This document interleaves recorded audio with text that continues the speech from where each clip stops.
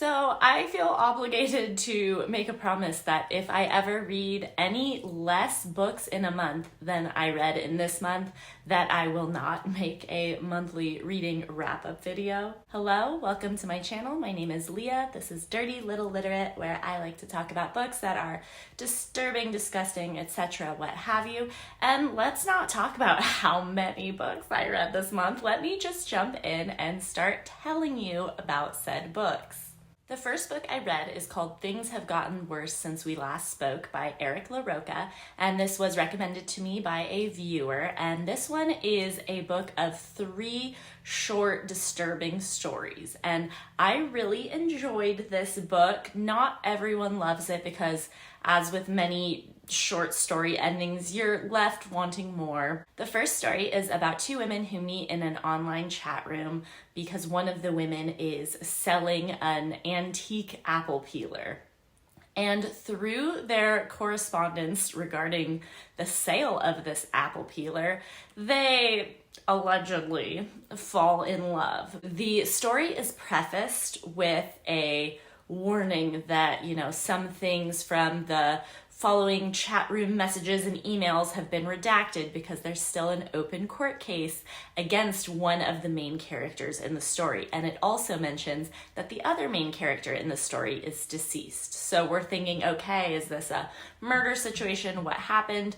So we go into it with that information. Through these chat room messages, we see their romance devolve into something pretty disturbing. One of the characters basically agrees to be the slave of the other character, and in doing so, she is agreeing to do whatever her master tells her, and her master be telling her to do some crazy shit. So I'm not going to spoil it for you, but shit do be getting a little bonkers in this story. I'm actually putting out a video that's just about this first story in particular, and then I'm going to do a separate video on the final 2 stories.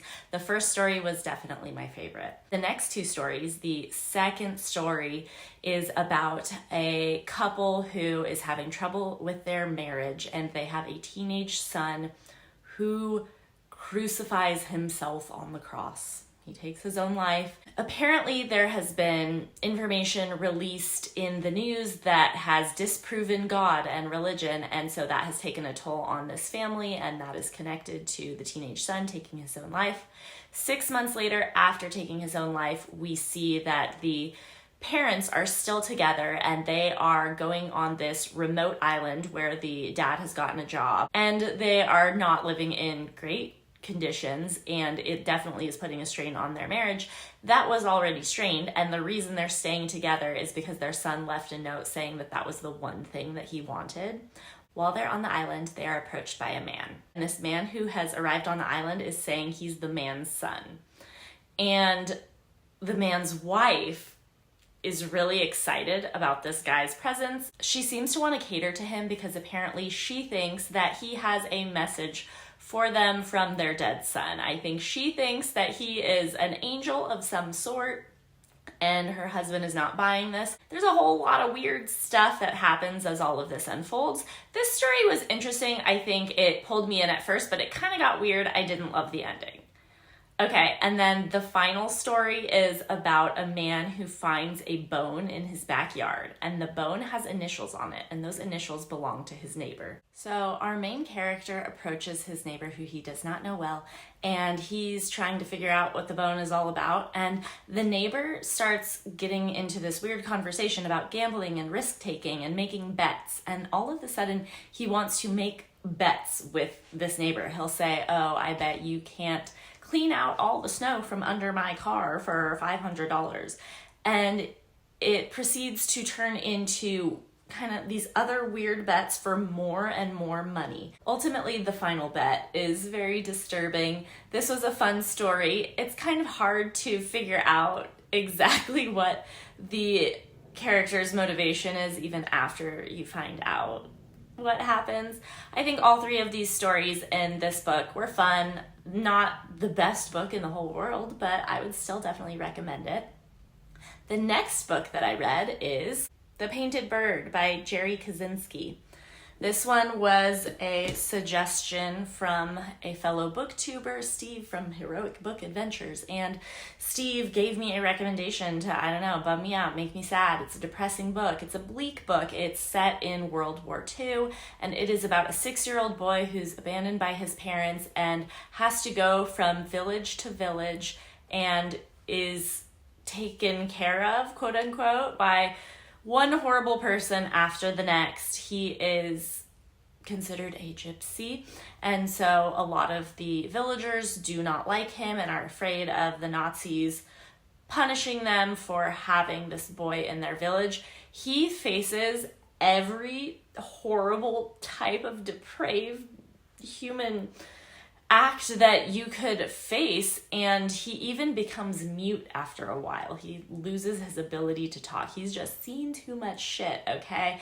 This is an every trigger warning kind of book. It was just really bleak and depressing. I'm not a Holocaust book kind of girl because it's just sad. It's just sad.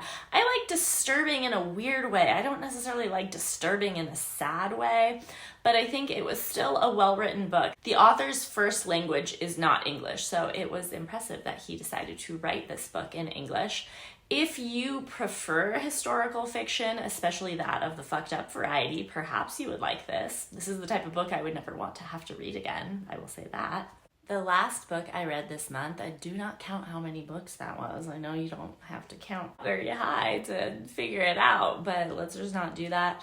The last book I read, thankfully, I absolutely loved, ended the month on a positive note, and that is Exalted by Anna Dorn. This book was so much fun. I'm super into it. Please read it.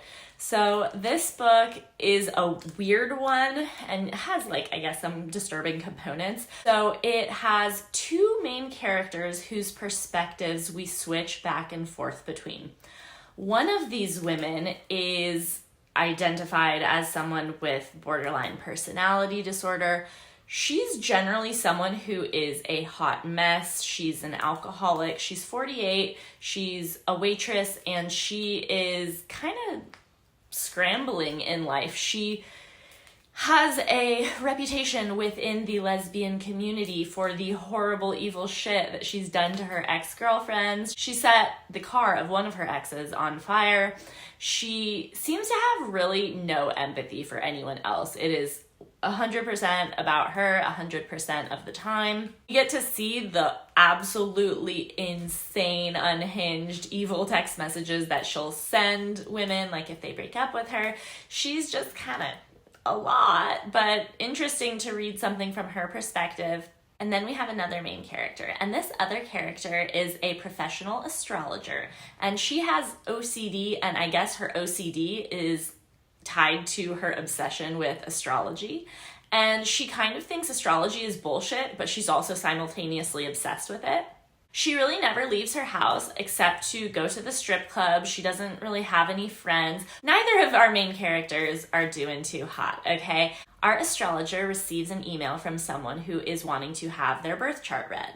She doesn't interact with this person. She just gets, their birth info. She creates the chart, and she sees that everything in his chart is quote unquote exalted.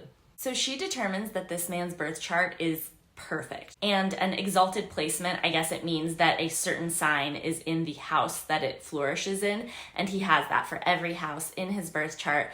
She becomes obsessed with this man based on his birth chart and decides that they're soulmates and proceeds to stalk him and orchestrate a way of meeting. And these two characters' lives are going to intertwine, but I'm not going to tell you how. There's definitely a mic drop kind of twist towards the end of the book. It's honestly, it kind of keeps you guessing the whole time because it just goes in these weird, unhinged directions.